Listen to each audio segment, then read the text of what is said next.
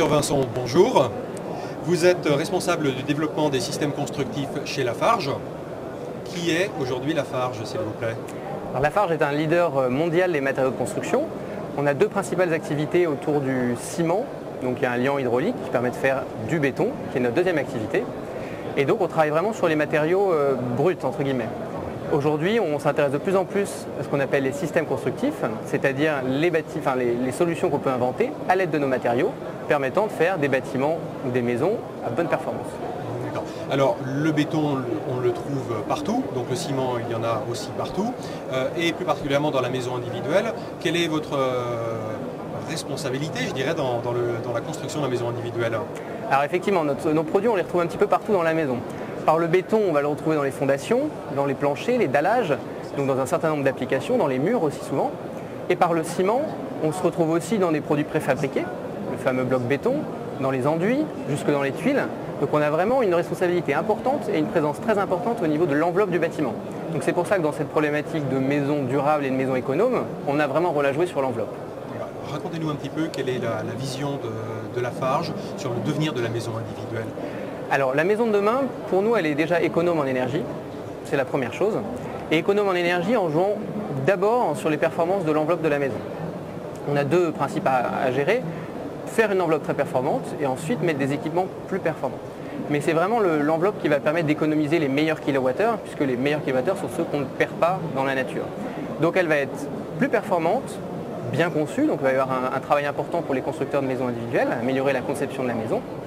Et puis elle va être économe aussi sur d'autres paramètres, puisque quand on parle développement durable et construction durable, il y a la thermique, il y a aussi la question des villes durables. La maison, elle va devoir se densifier un petit peu, réduire son emprise au sol, travailler sur des parcelles un peu plus réduites, pour justement être compatible avec la notion de densité et de ville durable.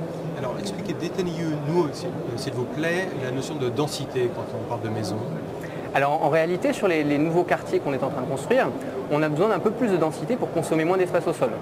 Pour ça, il faut réaliser des maisons ou des logements collectifs qui sont un petit peu moins gourmands en surface et en emprise, donc en travaillant sur les espaces et la volumétrie des parcelles, et donc en travaillant aussi sur le dessin de la maison. Alors, tant qu'il est vrai que, comme le béton et comme d'autres matériaux, il y a besoin de réexpliquer un petit peu l'origine de ces matériaux et notamment leur bilan carbone aujourd'hui. Comment votre R&D, votre recherche, votre innovation contribue-t-elle à améliorer vos produits dans ce domaine-là, pardon? Alors effectivement, une des questions sous-jacentes et permanentes autour du béton, c'est son bilan carbone. Le problème est assez simple, l'impact plus important sur le bilan carbone, c'est le ciment qu'on met dans le béton ou dans les produits en béton. Donc il faut bien dissocier béton et ciment. Il y a souvent la confusion qui est faite dans les idées reçues. En pratique, nous on travaille sur les ciments pour en réduire le bilan carbone. Pour ça, on a différentes actions en cours. On travaille un petit peu sur les combustibles qu'on utilise pour cuire le ciment, en utilisant plus de matériaux dits renouvelables. Et puis on travaille un petit peu sur le mix qu'on fait, parce que le ciment c'est un nom, dedans il y a un certain nombre de composants, et en jouant sur cette recette de cuisine entre guillemets, on peut réussir à vraiment réduire le bilan carbone en utilisant des produits recyclés provenant d'autres industries. Et donc là on arrive à créer des bétons, des ciments et donc des produits en béton, plus économes en bilan carbone d'environ 30%. Et puis il y a encore d'autres évolutions à venir dans les années futures.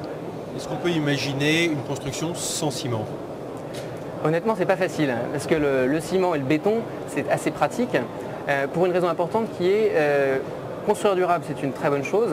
Il y a un deuxième pendant qui est important, c'est qu'il faut construire durable et économique.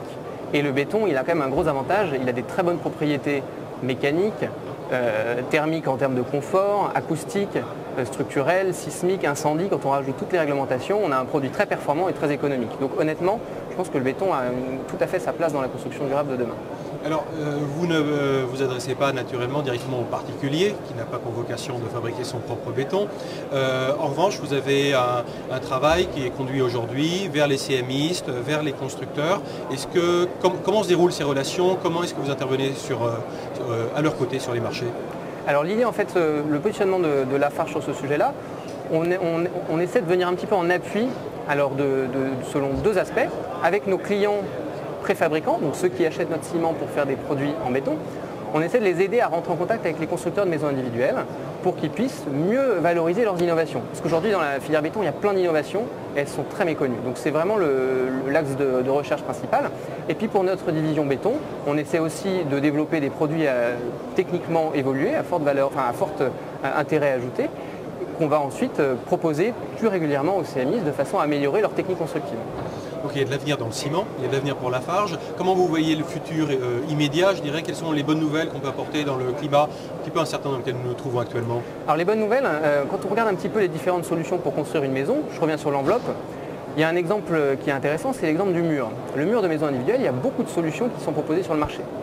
La bonne nouvelle, c'est quand on regarde, on a fait un certain nombre d'études thermiques et d'études de solutions innovantes, on peut aujourd'hui, si on veut, construire avec les mêmes techniques et les mêmes produits en améliorant juste les performances thermiques. Donc si on veut faire du traditionnel, on peut atteindre le BBC ou la RT 2012. L'autre bonne nouvelle, c'est que si on veut aller plus loin dans la performance, il y a aujourd'hui plein de solutions dans la filière béton. Des blocs isolants, des blocs de pierre ponce, des blocs de pierre ponce isolés, des blocs avec des granulats légers. Il y a toute une gamme de produits qui sont en train d'être mis sur le marché et qui permettent par leur performance assez exceptionnelle de pouvoir à l'inverse choisir des systèmes de chauffage plus économiques. Donc vous voyez bien, on est toujours sur cette logique de performance et de coût maîtrisé. Donc la bonne nouvelle, c'est qu'en fait, il y a le choix aujourd'hui dans la filière béton. Sur les murs, les planchers, il y a plein d'innovations qui permettent de répondre aux défis de la construction durable. Mais Monsieur Arthaud-Varson, je vous remercie de votre apport à la réflexion sur le futur de la maison et je vous souhaite un excellent salon, bien entendu. Merci à vous. À bientôt. À bientôt. Au revoir.